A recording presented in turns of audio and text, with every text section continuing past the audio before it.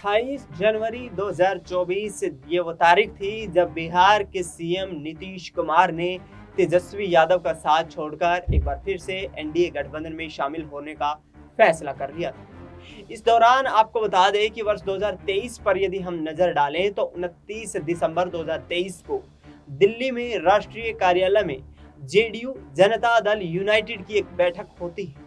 वहां पर जेडीयू के पूर्व राष्ट्रीय अध्यक्ष ललन सिंह अपना इस्तीफा बिहार के मुख्यमंत्री नीतीश कुमार को सौंप देते हैं और खुद मुख्यधारा की राजनीति में बिहार से जुड़ाव करते हुए नजर आते हैं। लेकिन इस बीच आपको बता दें कि 2024 के लोकसभा चुनाव में मुंगेर लोकसभा सीट से चुनाव लड़ रहे ललन सिंह को ये किसी तरीके की कोई आशंका नहीं थी कि लोकसभा चुनाव में उनके खिलाफ किसी तरीके की एंटी इनकम्बेंसी दिखाई देगी। हालांकि तमाम जगह पर वे जाते हैं, विरोध का सामना करना पड़ता है।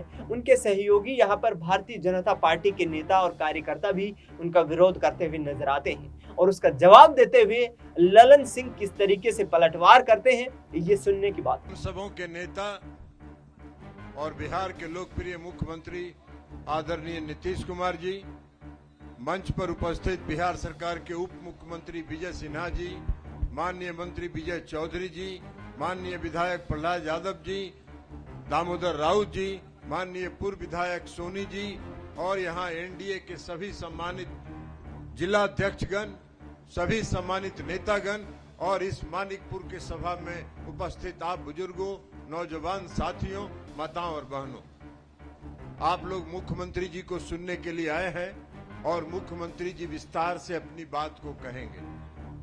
हमको कुछ बहुत नहीं कहना है, मुझको सिर्फ इतना ही कहना है कि मैं आपका 5 वर्ष तक आपका सांसद था और जो जिम्मेवारी 5 वर्ष तक सांसद के रूप में आपने मुझको दी, उसका ईमानदारी पूर्वक मैंने निर्वाह किया। हर क्षेत्र का मैंने विकास करने का काम किया है और आज हम विकास के नाम पर वोट मांग रहे हैं। ये पूरा नदी कानी का इलाका, पूरा चानन का इलाका सुखाड़ से ग्रसित रहता था। मैंने सिंचाई की सारी योजनाएं कराई और इस सब के बावजूद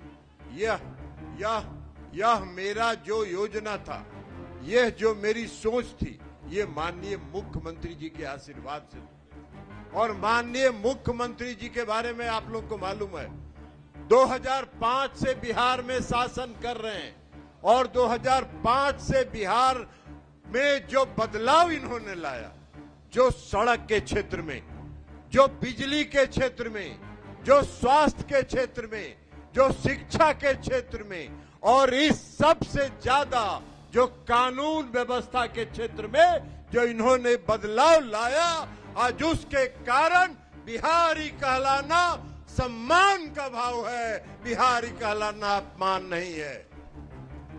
आज मुख्यमंत्री जी जब मुख्यमंत्री बने थे, उसके पहले राष्ट्रीय जनता दल के जो नेता थे लालू प्रसाद जी, राबड़ी देवी जी, 15 साल उनका शासन था।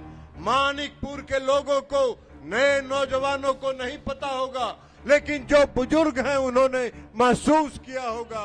कोई आदमी मानिकपुर के इलाके से और नदी कानी के इलाके से 4 बजे 5 बजे शाम के बाद घर से निकलने का साहस नहीं करता था। कहां कौन अनहोनी घटना हो जाए, इसका किसी को, सबको अंदेशा रहता था। कोई अगर बाजार हाट गया है, जब तक वो घर लौटकर नहीं आता था, घर के अभिभावक दरवाजे पर बैठ के उसका इंतजार करते थे। ये राज था, याद है ना? याद है ना?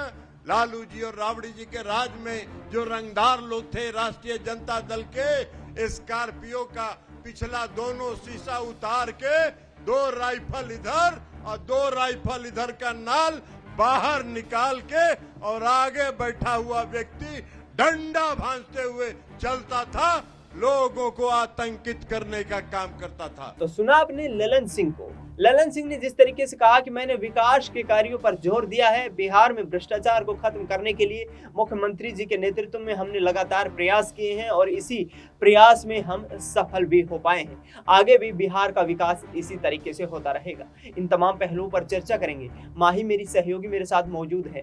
माही, किस तरीके से देखती हैं ललन सिंह का विरोध मुंगेर लोकसभा सीट जहां से वो वर्तमान में सांसद है, क्या यहाँ से उनको खामियाजा भुगतना पड़ सकता है? जी बिल्कुल, लल्लन सिंह जिस तरीके से पहले एनडीए के साथ मुख्य धारा में जुड़े हुए, उसके बाद इस्तीफा दिया, अब ऐसे में जो जनता का कहीं ना कहीं जो जनाधार है उस पर वो फोकस करते हुए तो पूरा जरूर नजर आए थे, लेकिन उसमें अगर देखा जाए तो लल्लन सिंह जिस तरीके से गए थे वहां पर उन्होंने जनसभाएं की, रैलियां की, उसके बाद उनका विरोध देखने को मिला था जनता के बीच में। जनता उनको कहीं ना कहीं नकारते हुए नजर आई थी, लेकिन लल्लन सिंह फिर भी डटे हुए हैं। तो ऐसे में माना जा रहा है खामियाजा तो उनको किसी सीट पर देखने को या वहां की सीट पे कुछ वर्गों में देखने को मिल सकता है, लेकिन अगर आप ज्यादा से ज्यादा ओवरऑल बात करेंगे तो कहीं ना कहीं लल्लन सिंह अभी भी उसी तन्मयता के साथ पार्टी के साथ लगे हुए हैं। तो ऐसे में माना जा रहा है कि इतना ज्यादा उनके ऊपर असर नहीं पड़ेगा, क्योंकि इस बार मोदी लहर है, किसी भी कैंडिडेट के ऊपर वोट नहीं मिल रहे हैं, मोदी के चेहरे पर पीएम फेस के रूप में सबको वोट मिलते हुए नजर आ रहे हैं। तो ऐसे में माना जा रहा है कि लल्लन सिंह हो या फिर बीजेपी की जो तमाम सीटें हैं उस पर जीत हासिल हो सकती है। माही, जिस तरीके से आपने जिक्र किया प्रधानमंत्री नरेंद्र मोदी का, बिहार में डिप्टी सीएम, पूर्व डिप्टी सीएम रह चुके यहाँ पर तेजस्वी यादव ये कहते हुए नजर आ रहे हैं कि कोई मोदी मैजिक नहीं है, बिहार में 20 साल का सूखा खत्म होगा और इस बार एनडीए गठबंधन को हम पटखनी देने का काम करेंगे। आखिरकार रोजगार और जिस तरीके की तमाम जो है जन कल्याणकारी योजनाएं बिहार में लागू करने की बात की, तेजस्वी यादव का जो कार्यकाल रहा 17 महीनों का, उसको किस तरीके से देखते हैं? क्या उस कार्यकाल के आधार पर आरजेडी को यहाँ पर वोट मिल सकते हैं, जबकि भाजपा और जेडीयू के बीच एंटी इनकम्बेंसी दिखाई दे रही है? जी बिल्कुल, दिनेश आप देख लीजिए, जब नीतीश की सरकार पहले थी तो उन्होंने काम तो किया था, लेकिन उस तरीके से जितना ये 17 महीनों में काम हुआ है उस तरीके से काम नहीं हुआ। वाकई में वहां पर जो युवा बेरोजगार थे, वहां पर टीचर्स की आपने नौकरियां देखी है, कितने 5-5.5 लाख नौकरियां बहाल की गई। तो ऐसे में कहीं ना कहीं तेजस्वी यादव का जनता पर उन्होंने अपना विश्वास बनाया, भले ही वो नीतीश सरकार उसका क्रेडिट लेते हुए नजर आई, लेकिन तेजस्वी यादव अब उनके सरकार में आने के बाद ये काम हुआ तो कहीं ना कहीं उसका पूरा क्रेडिट तेजस्वी यादव लेते हुए नजर आ रहे हैं। आपने जनसभाओं में देखा तेजस्वी यादव किस तरीके से नीतीश सरकार को घूरते हुए बोलते हुए नजर आए थे। उन्होंने बोला था कि ये एक सुस्त टाइप से पड़े हुए मुख्यमंत्री थे, इनमें हमने जान फूकी है, हमने लोगों को नौकरियां दी है। तो कहीं ना कहीं जो तेजस्वी यादव हैं वो लगातार, आप अपने मैनिफेस्टो की जिस तरीके से उन्होंने युवाओं को रोजगार देने की बात की है और स्वास्थ्य की बात की है, शिक्षा और सड़क बनाने की या फिर डेवलपमेंट की, तो ये तमाम तरीके जो बिहार की अब नई जनता है, युवा पीढ़ी है, कहीं ना कहीं उनसे ज्यादा कनेक्ट करते हुए नजर आ रही है। तो जाहिर तौर पर कुछ ना कुछ इस बार बीजेपी और इंडिया गठबंधन को घाटा होता हुआ दिखाई देगा।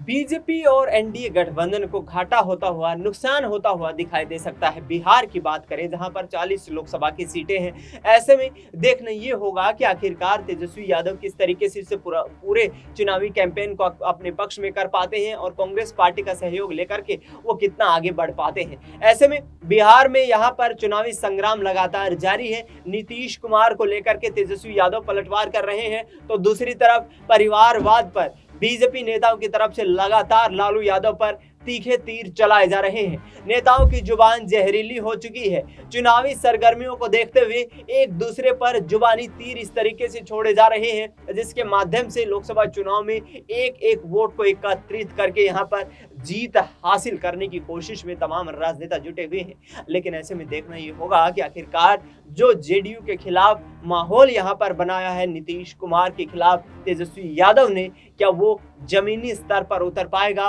और क्या वो वोट में परिवर्तित हो पाएगा? फिलहाल माही, आपने तमाम जानकारी साझा की, आपका बहुत बहुत शुक्रिया। देश दुनिया की तमाम बड़ी खबरों के लिए आप देखते रहिए SPN9 न्यूज।